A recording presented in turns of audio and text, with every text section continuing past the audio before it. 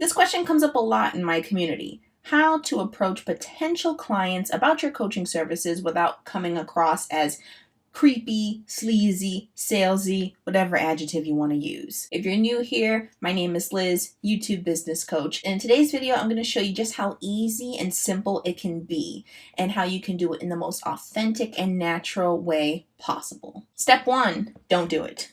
Just don't do it. Say no. And the reason for this is because you're trying to attract aligned clients, not approach them. That defeats the purpose of it. You're not trying to chase them down. They'll come to you. And when you're interacting with someone, especially for the very first time, and even just subconsciously thinking in the back of your head that they could potentially be a client, that you could potentially sell to them, what should you be saying to them to help move this relationship along faster, you're already tainting the process. But when you completely take that off the table, it's much easier to show up and build connection in a relationship and community authentically and naturally. So instead of talking to new people and thinking of them as potential clients, think of them as potential community members instead. We'll talk about what this looks like a little bit later. And you might be wondering, well, if I'm not actually supposed to approach people one-on-one that are potential clients and ask them if they're interested in my services, then how will I ever get any clients? And the truth is that most of the people who buy from you will probably be people that have never interacted with you before, that you've never had conversations with. They'll probably come out of the blue. And on top of that, they could be people that maybe you do know, but you had no idea that they needed or wanted your services in the first place. So be open to the possibilities. Now, approaching potential clients one-on-one about your coaching services is different from making offers. You still need to be making consistent offers, but you're going to do that through your content. Let your content do the heavy lifting for you. And producing consistent content with offers will do it for you. Folks who continuously interact with you will also inevitably interact with your content that has offers in it as well. And that's why I always recommend the importance of linking an engagement platform with your YouTube channel, because this helps to really build that connection. On YouTube, you can't see who specifically is watching your videos, but on engagement platforms like Instagram, you can see who is interacting with your content. And as they continue to interact with your content, even your content that has offers, over time they'll reach a decision as to whether or not they want to work with you or not. Could be now, could be later. And if the people who are following and support you are also producing some type of content that resonates with you, then you can support them as well and engage with their content.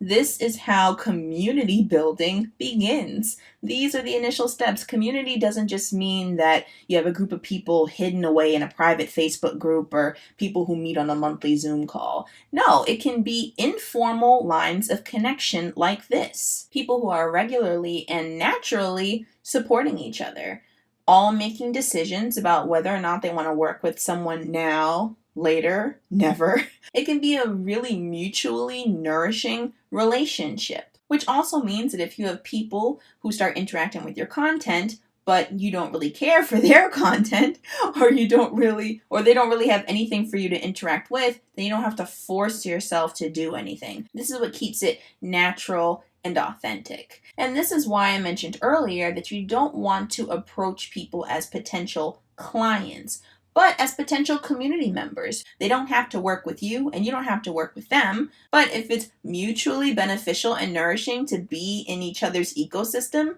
then that's pretty dope. And the cool thing about this natural ecosystem that is mutually nourishing for all parties involved is that the silent majority, the folks who may never directly speak to you, if they still enjoy your content that is infused with your coaching philosophy as well as your market research, if they're gaining value from that content, they're tagging along for the ride. And they're also making the same decisions, whether to work with you now, whether to work with you later, whether to never work with you. And that's okay, because that is where the bulk of your clients will come from that silent majority. So don't sleep on them, because you'll be serving a good chunk of them in the near future. And there's nothing wrong with that either. You don't have to necessarily know or be in constant contact with someone who decides to work with you, especially because you're a random person on the internet. So it's okay for them to stay in their comfort zone. But you can't stay in your comfort zone as the coach. You have to continuously keep opening the door, even if they don't walk through it. So don't underestimate the simplicity of the process. Now, I'm not saying it's easy because it does take time, but the process itself is super simple and repeatable.